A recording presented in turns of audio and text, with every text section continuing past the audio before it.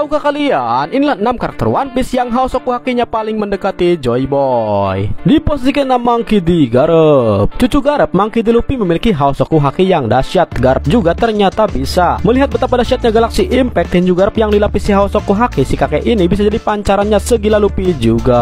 Di posisi ke-5 Topman Warkuri. Sepertinya para Gorosei bisa Hosoku Haki, tapi Warkuri ini pertunjukan kekuatannya cukup dahsyat. Dia mampu membuat raksasa seperti Dory dan juga Brogy terdorong, dan Luffy memiliki efek komikal Gear 5 Luffy kehilangan pakaian. Jangkauan haki Warkuri juga jauh, bisa bikin pingsan prajurit angkatan laut yang posisinya jauh dari dirinya. Di posisi keempat Monkey D. Luffy. Sejak sebelum Luffy tahu soal haki, dia kadang sudah melepas Hosoku Haki yang bisa bikin orang pingsan. Sekarang dia sudah menguasai Hosoku Hakinya. Dia begitu menguasainya, bahkan hingga dia bisa melapiskan serangannya dengan haki raja itu. Saat ini untuk masalah pancaran haki masih ada yang terasa melampaui Luffy, tapi seiring dengan semakin berjalannya cerita, gua rasa dia yang akan jadi sosok dengan Hosoku Haki mendekati ataupun melampaui Joy Boy. Dia bahkan sudah memiliki kekuatan Hito Hitoromi model Nika seperti Joy Boy. Di posisi ketiga Silver Rayleigh. Kenapa Rayleigh ada dalam daftar ini? Di SBS One Piece volume 65, Oda mengatakan kalau Rayleigh ditempatkan di posisi Luffy di Fishman Island, dia bisa saja menumbangkan 100.000 musuh. Saat itu Luffy hanya bisa menumbangkan separuhnya. Pancaran Rayleigh sudah terasa istimewa sejak di Sabaody, tapi jawaban Oda itu menegaskan levelnya. Rayleigh mungkin sudah tua, tapi soal haki dia masih terasa dahsyat. Di posisi kedua Shanks. Selain Rayleigh, Oda di SBS volume 65 menyebut kalau Shanks ataupun Rayleigh ditempatkan di posisi Luffy di alur Fishman Island dulu, dia akan bisa menjatuhkan semua 100.000